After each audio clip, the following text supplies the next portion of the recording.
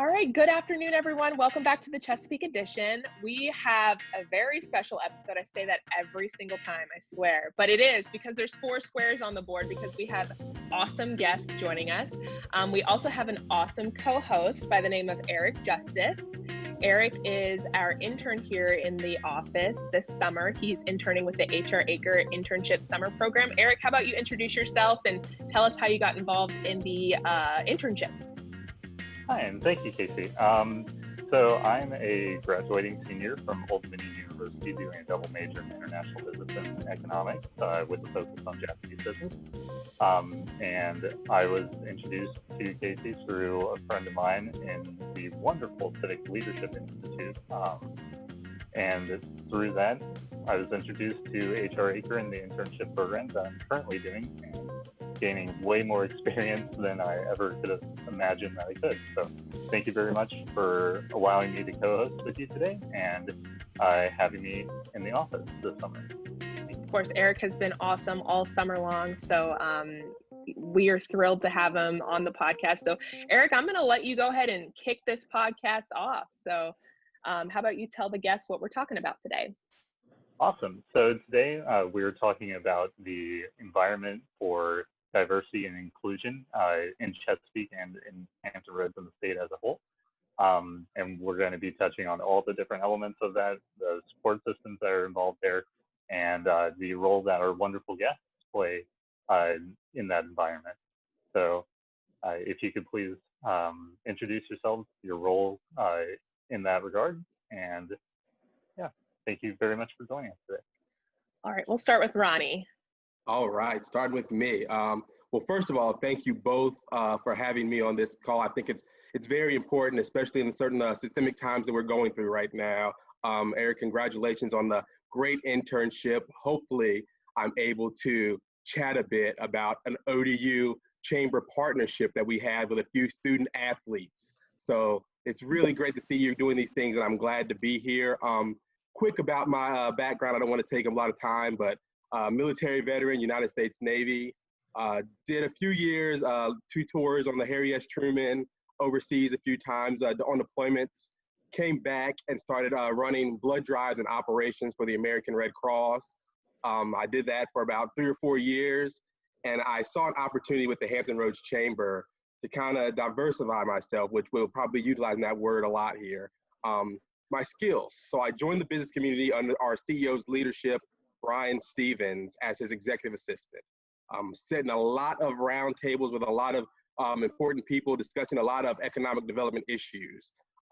What I wanted to do, which we hopefully will discuss some, is include myself, because we hear that term diversity and inclusion, and I wanted to make sure I included myself in those meetings. So we came about deciding to have a diversity, equity, and inclusion officer. Here I am now having this conversation with you all. This is my current role throughout the region. It's a regional entity position. So I'm happy to talk about a lot of these things, but I'd also love to hear from Larry a little bit. Okay. Well, anyway, thank you very much, Casey and Aric. And Aric, again, congratulations on your internship. And I'm sure you're looking forward to great things to happen. My background, I spent 26 years in the military in the United States Marine Corps. While in the Marine Corps, I've traveled all over the world, served in many different capacities. But while in there, I've always had the passion of diversity kind of in my heart because I oversaw diversity programs while in the military. After my 26-year tour, I worked for Ferguson Enterprises as a diversity program manager. And with Ferguson, I was able to work with the many different companies, organizations throughout the country, including Canada, and oversaw a lot of their diversity programs. Well, during my tour with Ferguson, I had a calling to higher education, which was with St. Leo University. St. Leo University, I went there, did my undergraduate degree, and then was approached by one of my professors about the possibility of teaching at the university. So I took that opportunity, worked my way through the ranks as an adjunct professor, and most recently, I was the area director in charge of all the schools on both military bases, Norfolk, Oceana, Little Creek, and Chesapeake off-base location. Every time you're in a position like that, you always look for different opportunities. Well, I attended the DOC conference last year with CVMSDC, Carolina, Virginia Minority Supply Development Council, and I decided to come on board as of 2 months ago and work as the corporate service director, which I am looking forward to. I am reaching out to different companies, organizations throughout the Hampton, Tidewood area. It's a new position. It hadn't been here in a couple of years, so it gives me a chance to, participate in whatever kind of outreach is out there and just kind of work within the community itself. Awesome. Thank you both for joining us today. I'm looking forward to learning a lot from each of your experiences and what each of you are doing for the region currently. To open up the discussion, I wanted to touch on a sort of shared background that both of you have, and that's your military experience. I wanted to know how that affected how you approach your position or how that shaped your mindset going into it.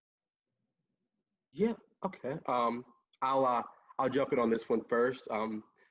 Military, it's very homogenous. So what'll happen is we all go in not really knowing what to expect. And what the military forces you to do is to find a new identity from what you previously had before you joined the military.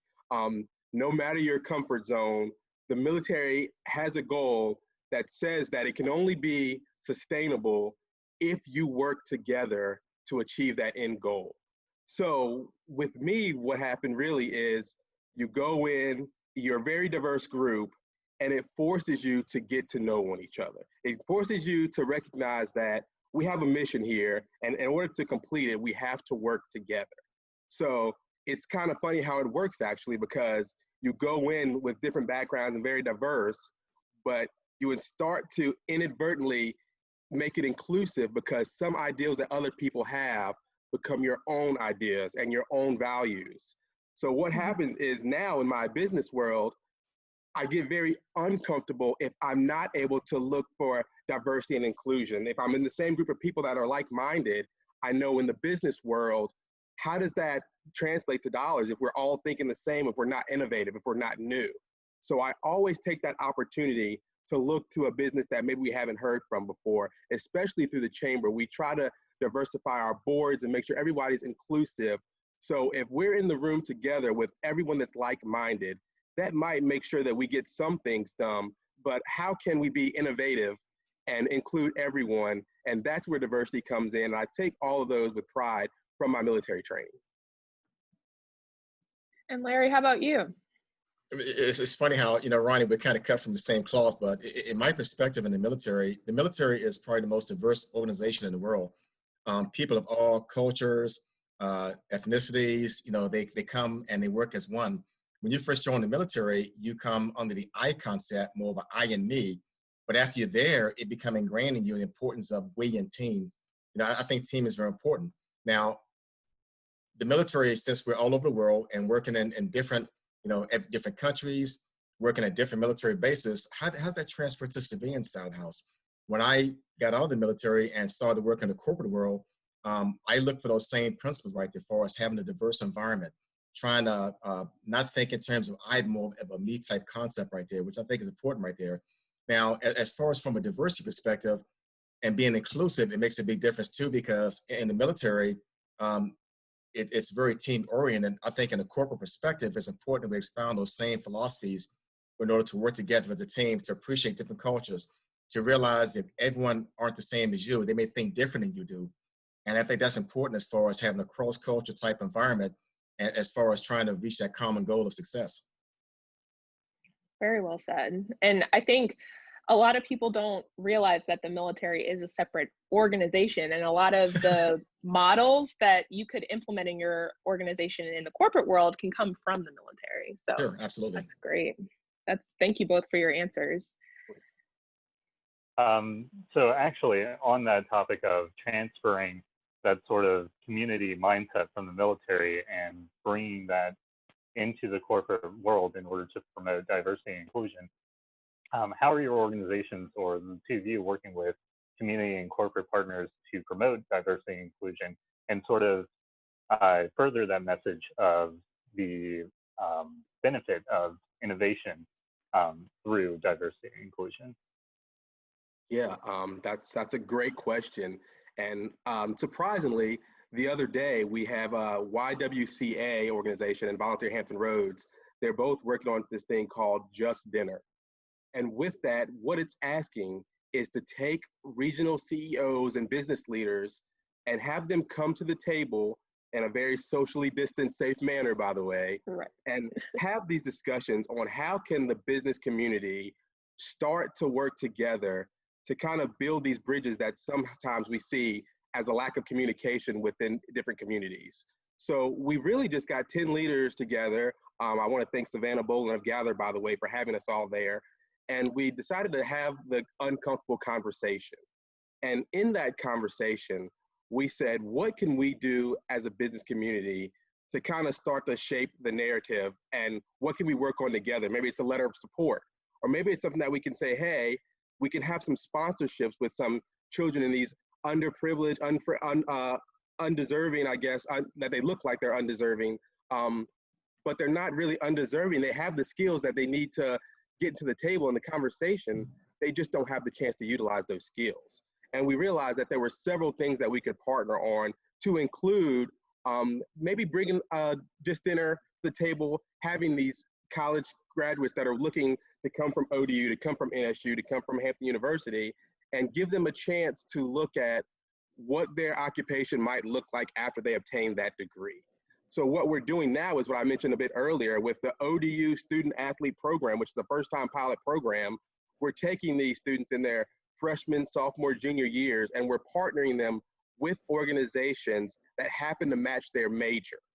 And through that, they're helping the COVID-19 businesses that were impacted, while also making those connections so that when they step off that stage, they don't happen to fall into the same student loan debt that a lot of people fall into. They have that connection with the organizations so they can utilize their degree, but also be of help and have that extension in the business community ahead of just stepping off the stage and jumping into the fray. So that's what we've done with corporate partners, and people are really excited to jump in on this. We're getting people saying, hey, how can I sponsor events? How can we help with programs? And it's going really well so far. Larry, what about you? It's a very good question. I look at things this way. When you look at the military, people look at they have a different visual of what is expected of the military. And the big question is, how do those tangible skills translate to a civilian perspective? Well, one thing from the military, you learn about being organized, being fair, keeping things like that as far as your organizational structure. And you look at it from a civilian perspective, it's kind of the same thing too. It's not going to be as rigid, because people think that when you're military, it's going to be very rigid, which isn't, but you try to have something very organized process in place.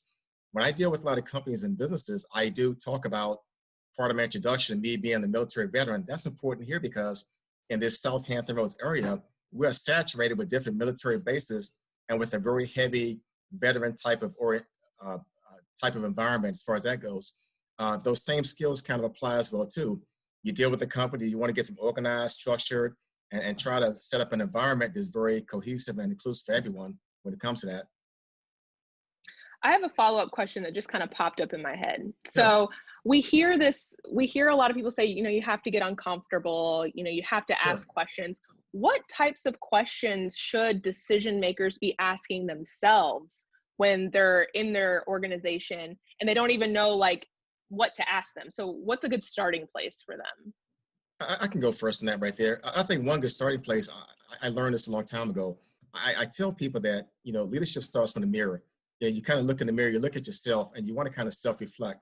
And I think on top of that, you want to look at what you're good at, what you're not good at, and look at ways to try to improve it.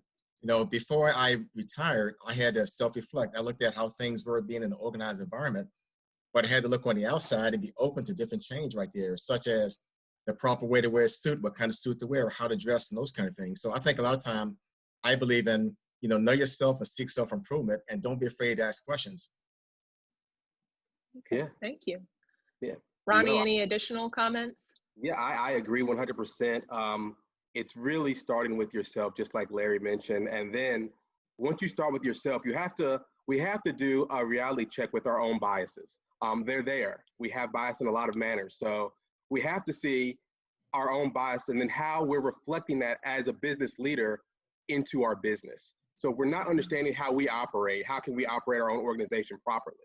So once we begin to understand ourselves, we have to ask the question in our own organization. And it's more or less of asking and talking and a lot more of listening. It's good to get your staff in a meeting room and say, hey, what could we do better? What are we not doing? What are we not understanding? We saw that a lot with everybody recently, unfortunately, just understanding what Juneteenth is. A lot of people didn't know what Juneteenth was. And maybe a lot of these organizations could have helped themselves by asking the question in their own organization. Hey, do I have someone on staff that could teach me a little bit about this? Could I be ahead of the game? So I think it really comes to asking ourselves how we operate, holding ourselves to a better standard, and then starting within our organization and building out from there. I 100%. Yeah, go for it. If one more piece on that right there too, I'm glad Ronnie brought that up. I know in this position here, when I first got hired, I wanted to talk to our different corporate partners, and I asked them very simple. I said, give me the good, the bad, and ugly. Tell me where things have gone good, where things have gone bad, and those ugly things, and let me try to find a way to resolve and take it back to the council right there. And I think as a leader, it's important to get that feedback right there, because if you hear just all good things, you're not going to do a whole lot. You want to hear those bad things. Sometimes they may be kind of hurtful to an organization. It may hurt your pride, the way things are, but it's going to make you better in the long run, because that way you listen to what people have to say, because you have to allow that venting period. And there's a professional way to do that, and take note of it and let them know that I hear you, and I'm going to try to make this organization run much smoother. You're not going to please everyone, but at least you let them know that you're listening to what they have to say. Yeah. And another good starting point to kind of parlay both of those great pieces of advice is meet other people who are different from you that are in your industry. So if you run like a ice cream shop, go and meet someone else who runs an ice cream shop who looks very different from you, and befriend them and let them become a work colleague, because then have lunch with them. You can hear about their struggles and what they're doing, and you can see how you can implement it in your business as well. So that was another piece of advice that I heard recently that I thought was a really good practical way to get started. Wonderful. So great answers. Great answers. Thank you both very much. And something you mentioned earlier with the last question I posed was the connection that you're making with students at ODU through the athletic program. So I wanted to shift the dialogue towards the planting seeds and, sort of promoting diversity and inclusion from the ground up by supporting students entering their careers. And I wanted to ask what role education attainment played in the roles that both of you serve in the community, and what advice you would have for students who are looking to start their own businesses or just pursue, entrepreneurship in the minority community. Yeah, Larry, you want to take this one first? Sure, I'll take that right there, education. I think education is still the most important controllable factor for advancement, either college education, vocational education, or continuing education. I believe that entrepreneurs must stay abreast of market changes and ahead of the trends to survive. Education is your tool to success. We offer different developmental programs, but looking at education much deeper, coming from a higher educational background, I think it increases your earning power. I think it makes you a better person. It makes you a smarter person. Years ago, when I got my first degree, I had a relative asked me, Larry, do you feel any smarter? And I said, well, no. And then someone put me aside and say, don't say that. Let them know that you are. So I tell my students the same thing too. You should feel good about yourself. It's an accomplishment right there. You should feel smart. It should make you a lot more open to things you haven't been open to in the past when it comes to that right there. I always tell people education increases your earning power. Being a father of a lovely daughter who's getting a doctorate degree, as she was growing up, there's a poster many years ago, and this poster had a famous musician, not to mention his name, big house in Malibu, overlooking the beach with like a 10-car garage. And the caption was, justification for higher education. I have that same poster. Oh, okay. Even now, my daughter and I, we talk about it when we do things. And she said, Dad, remember, justification for higher education. So it has this caption, this big house, and this person is a musician, but tells them that education can increase your earning power and make you a better person overall. So that's kind of a catchy phrase right there. I'm telling you, it works. Everyone needs to go out and get that poster, because that sat in my bedroom growing up since I was in middle school. It was crazy. That's crazy. It's something that's embedded, it's ingrained in me. Justification for higher education. And we joke about it back and forth all the time to this day. That's so funny. Ronnie, what about you? No, that's perfect. And I'll let Larry talk the education piece, and I'm going to talk a little bit about the other side, because we often hear, I've got all this education, I've got these degrees, but nobody's hiring me. What's going on? What's wrong? And it's why we created the ODU Student Athlete Business Connection Program, because it's really about what's on that piece of paper and who you know. You might want to work at the biggest organization and you might have the degree and everything that checks the box, but who can you call to say, hey, I'm ready to get started? So Right. what we've done with these young student athletes is, what I've tried to drill into them is say, hey, when you go in here, even if it's something that you might not see yourself doing, you might get this opportunity to say, hey, this was terrible. I don't know why I did this. Make sure you make all of those connections, because we already know that you're achieving what you can and putting all the work in to get your degree. Make sure that you can say, hey, I really want to work with this organization. Thankfully, I have a contact number or an email to get me in the door, because at one time when I was younger, it's, hey, everybody get your bachelor's degree. And then you got older, it's, hey, you need a bachelor's and master's degree. And now we're seeing people are saying, hey, doctorate degrees are putting you at the table with others. So education keeps going up. So while we always, with education, everybody needs to get their education. We need to make those connections. And we need to also understand that sometimes education is not going to be the path that people are the best at taking. So we have to understand that trade skills are also important, especially in the Hampton Roads area with the shipyards and the military and all the other skills that are needed. So we want to push for education. That's the first piece. Communication with those connections is the next piece. And knowing, again, back to what we were talking about, who you are as a person, how you operate and how you work. And maybe if that's not the road that you want to travel, get those trade skills, continue to make that connection and better yourself. Make sure that you're able to compete at that level with each other. Yeah. Can I have one piece, Ronnie? You just got me fired up, man. As far as education, those kind of things too, and networking is very important right there too. The golden rule was, or used to be, is it's not what you know, it's who you know. Well, let's go a little bit further. Now I tell people the platinum rule is not who you know, it's who knows you. That's important right there when it comes to marketing yourself and kind of getting yourself out there, because you can know a lot of people, but if they don't know you, you're almost invisible. Just think about that. Definitely. And I think education, and you guys have kind of echoed this, it can be untraditional as well. You can learn a lot by just having a reoccurring lunch with somebody. There's one girl who I meet with maybe once a quarter, and we have like a 2-hour lunch. She's a student, and I learned so much from her, and she can call on me if she's applying for a job and say, hey, I'm applying here. Can you serve as a reference? And I'm happy to do it because I've gotten to know her over the years through just those lunches. And people love to talk about themselves. It's my opportunity to just talk about myself. So, because she's interested to hear what I do and how I help the community. Absolutely. So that's another thing that young people can do in this area.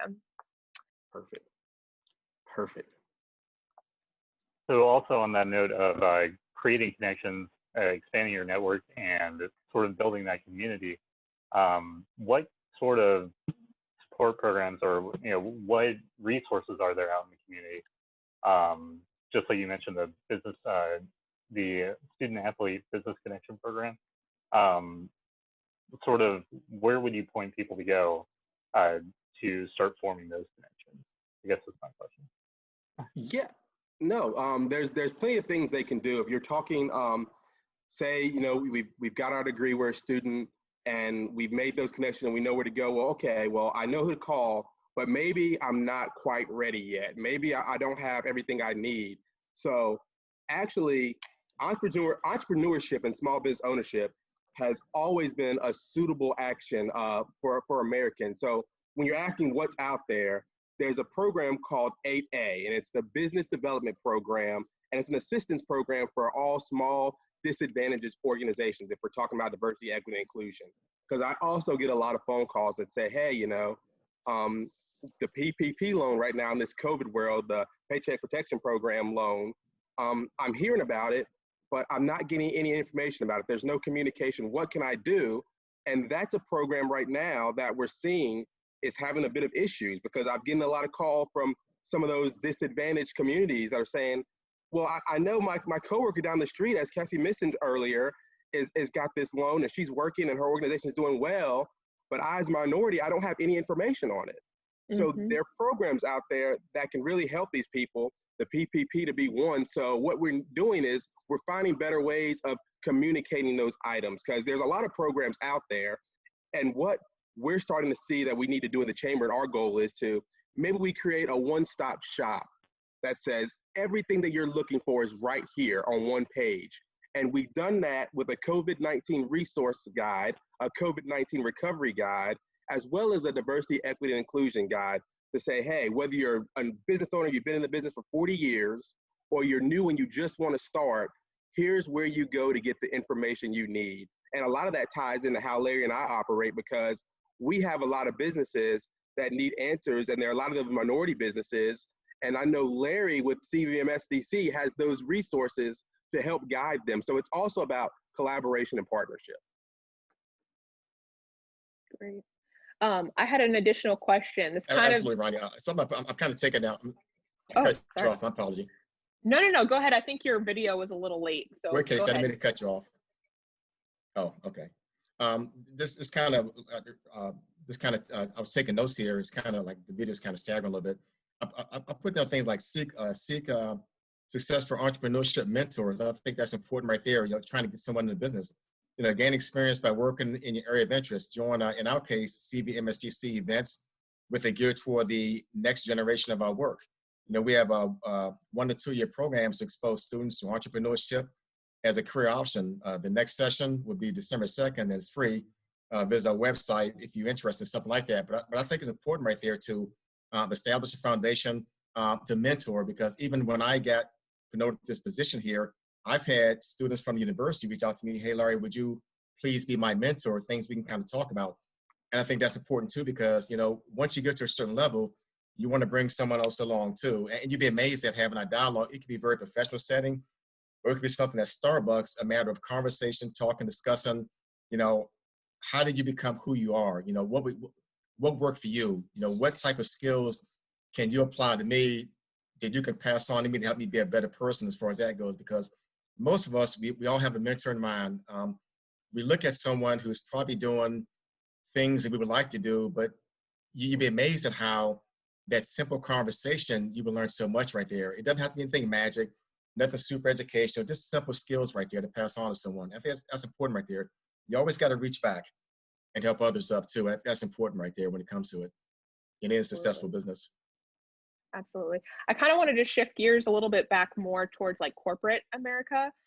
In your, both of y'all's experience, what have you found companies to be weak, not weak, I don't like that word, but what areas of opportunity exist in the companies that you've either worked for or have consulted for, where there's areas of improvement for increasing equity or diversity? Just as it could be another starting place for a business Sure. who's like, I don't know where to start. Where's the easiest way to start? Easiest place to start? It's fine. I'll lead it. That's fine. I'll take care of it. Sure. We recently, there was an organization built called initially it was called the Richmond Hampton Rhodes Mega Region Collaborative. Yeah. And through that, we realized that there are diverse industries in Richmond and Hampton Roads, but there are also entities that work together or could work together if we started the conversation. So what we did was we took leaders from Richmond and leaders from Hampton Roads 757, and we said, hey, how can we get together and become a mega region to shine a bigger and brighter spotlight on economic prosperity for the mega region? And what we realized that we looked at diversity and inclusion from a different standpoint, where separately, our MSP isn't that large. We're not that great, but together, we're a huge area that we can have. We want to bring in organizations. We want the Facebooks to come. We want the Googles to come to our area. So how can we work together? And that breaks down the diversity, equity, and inclusion. What happens is it goes back to communication. There's several different chambers, if you don't know. There's a Hispanic chamber, there's the Chamber of Commerce, there's the Black Brand Chamber. And what we've done is we've opened that door to communication, because a lot of times we realize that we might be working on the same thing, but together we're able to shine something a little bit brighter and get more people into the room. And that's what it's really about, is we're working together, and how can we grow this into a better brand and a better project working together. And I see that a lot in diversity, equity, and inclusion, where sometimes, as you mentioned earlier, it's having those meetings and say, hey, what don't I know that you would be able to share with me? And then maybe I can transfer some of my skills to you. And we see that also a lot with breweries in the area. They have food trucks that come up and partner with them. One provides food, there's two different services. They're diversifying their products and they're able to expand upon their businesses. So collaboration and partnership is extremely important in the diversity, equity, and inclusion community, because working together shows that we're, first of all on one key note and the same page, and it allows us to open doors for new partnerships. And you'll see that coming in the future as well with Larry and I, because we have a lot of the goals in mind, and we both have different sets of members that can benefit from each other. Awesome. It's funny you mentioned that right there too. Now my daughter's going to be proud of me. She and I, we talk a lot, and she's finishing her doctorate degree at Virginia Tech and so on. But when I look at things from a corporate perspective, something I noticed was the I'm not going to say unfair practices, but I'm a personal story. When I was in the corporate world, I had a coworker, and we both did the exact same job, and she had been doing it longer than I have, and was very proficient at her job. Well, when I left the company, we became really good friends, and we started talking about things. And you don't talk compensation, but we did. We got to that part right there, and it broke my heart when I learned that I was doing the exact same job she was doing, had been with the company 5 years left than she was there, and was making probably over $10,000 to $15,000 more. And that really, and now we talk about it now. It's not really a sore spot, but we talk about how things are. So I think it's important that companies have these conversations. And the main thing about it, you have to get over the fact about people not being comfortable. Put it out there, and you have to let people know how things are. And some not going to like it. It is what it is, and that goes for almost any type of group right there. So, there's always a passion in my heart about about advancements for females in the workplace, and you'd be amazed at how if we can kind of get beyond those gaps right there, old way of thinking, and I think that's important right there. And I think that when you have a daughter that's kind of in my case, to sort of rise in the ranks in a sense, it's even more passionate because it's close to home, and we have these very heart-to-heart conversations. And I think by me, from that one experience right there with a coworker who should have been my boss probably, and I'm making much as she was, I thought that was very unfair right there. And it's just something to kind of, I'm very pro being fair to everyone when it comes to that kind of stuff. And I think that's important right there. But the main thing is, I think Ronnie mentioned, you have to communicate, have the conversation. Sometimes these conversations can be very uncomfortable, but you got to put it out there. If not, you're not going to get anywhere. And I think when you look back on it, you can be like, you know what? It worked out okay. It paid off. Yeah, and I'd like to give you both a quick note as well on that. I'll ask you to look at something over time, and all the data shows that every organization that has the best possible to their ability, diverse and inclusive initiatives in their organization continuously do better than those that do not.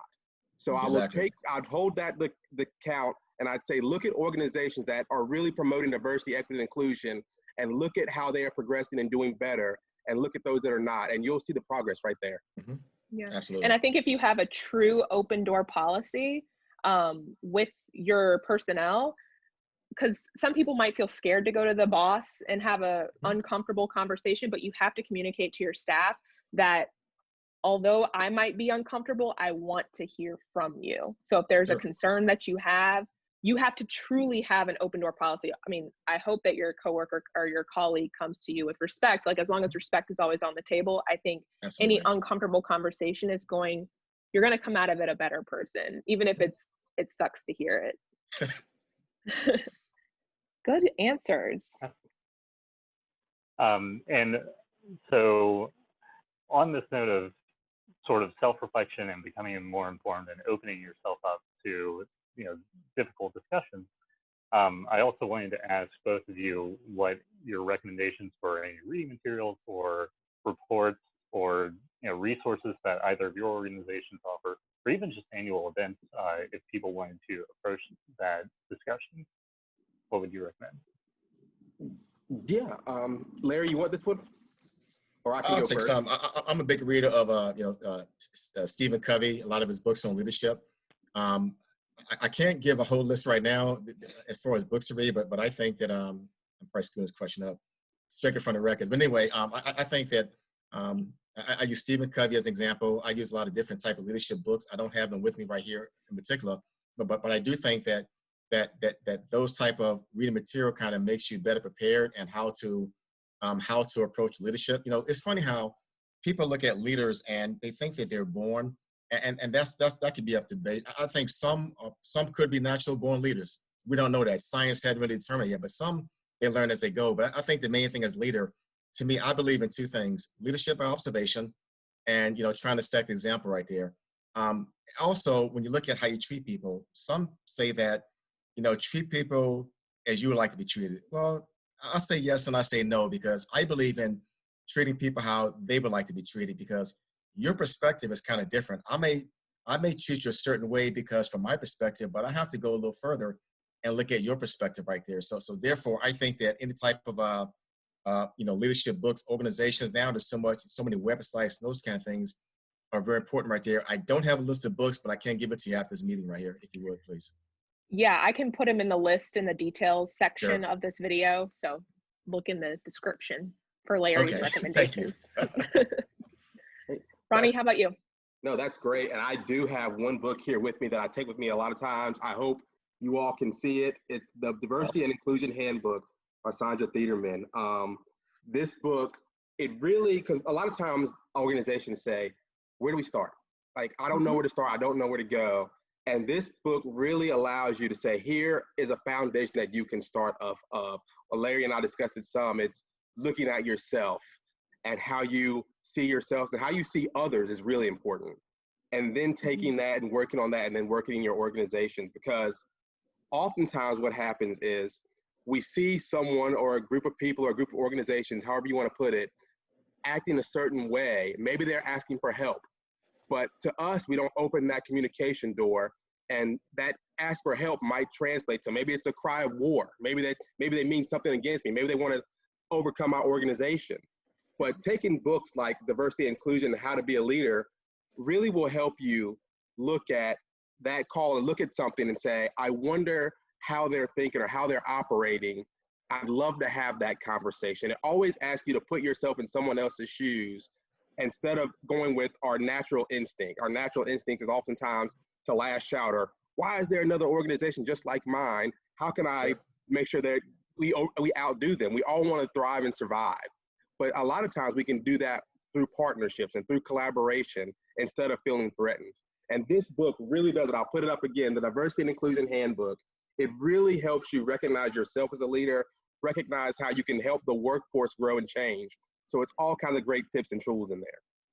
Can I throw one more thing in there as far as diversity as well too, please?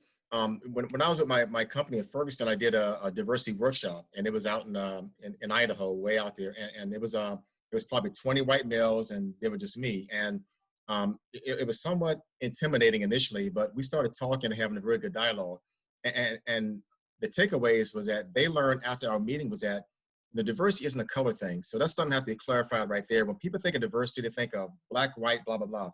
It goes further. These were all white men, but in our 4-hour session, they realized that they were also diverse as well. Some grew up in a poor house, some were rich, economic differences, some had college, some did not. So they left there thinking, oh my goodness, even though we are all the same skin color, we are a very diverse group in itself, because you have to get that communication out there. That way they understand that it doesn't matter who you are. I mean, you can have your religion could be a factor right there.